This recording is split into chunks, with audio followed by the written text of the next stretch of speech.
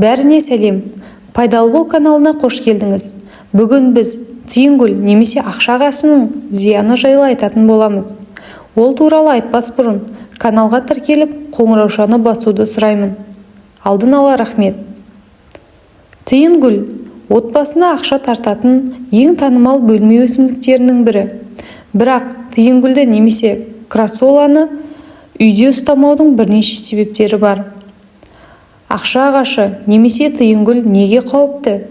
Шын мәнінде өсімдіктің 200-ден астам түрі бар. Бірақ біздің терезелерде көбіне жұмыртқа тәрізді сопақша тиынгүлдер орын алады. Алғашқысы психологиялық тәуекелдер. Кейбіреулер үйде тиынгүл бірден алтын жаңбырша секілді ақша әкеледі деп сенеді. Бірақ нақты әрекетсіздіктер сіз терезедегі гүл құмырасымен ғана бай бола алмайсыз. Нәтижесінде көңілсіздік пайда болуы мүмкін. Өйткені бұл белгілі жұмыс істемейді. Келесі жапырақтағы уы.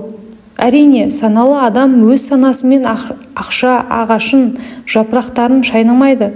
Бірақ жануарлар мен кішкентай балалар гүлдің дәмін тата алады. Шынында да тиынгүл жапырақтарында мышьяктың аз мөлшері бар, ал ол улануды тудыруы мүмкін. Сондықтан да мына ережелерді сақтаңыз.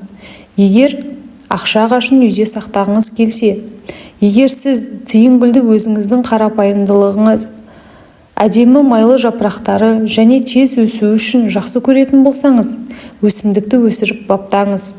Бірақ оны аздап суарыңыз, әсіресе қыста. Ағашы созылып кетпеуі және гүл құмырасын деформацияланбауы үшін. Жазда балконға қойыңыз, ол күшейіп жаңа күшті жапырақтарымен өседі. Жиі су шашыңыз және тікелей күн сәулесінен сақтаңыз. Ашық жапырақтарын аздап қызаруы мүмкін, бірақ алаңдамаңыз. Олар күзде үй ішіне қайтадан жасыл түске айналады. Оған кішкене кастроль қажет, өйткені тамырлары өте аз. Бірақ ол ауыр болып кетуі мүмкін. Тіпті ауыр тәждің салдарынан аударылып қалмас үшін түбіне ауыр нәрсе немесе тас қоюға да болады. Көктем жаз мезгілінде өсу үшін тыңайтқыш қосыңыз, бірақ күзде және қыста қажет емес. Тиынгүл жақсы күтіммен сізді гүлдендіріп қуантуы мүмкін. Бірақ тек көп жылдық өсімдіктері ғана гүлдейді.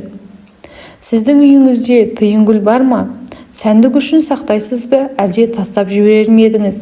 Комментарийға жаза кетіңіз. Таныстарыңыз бен туыстарыңызға жіберіңіз. Арнаға жаңа келсеңіз, тіркелуді сұраймын. Сіздермен қоштаспаймыз. Келесі видеода жолыққанша, сіздермен пайдалы бол каналы.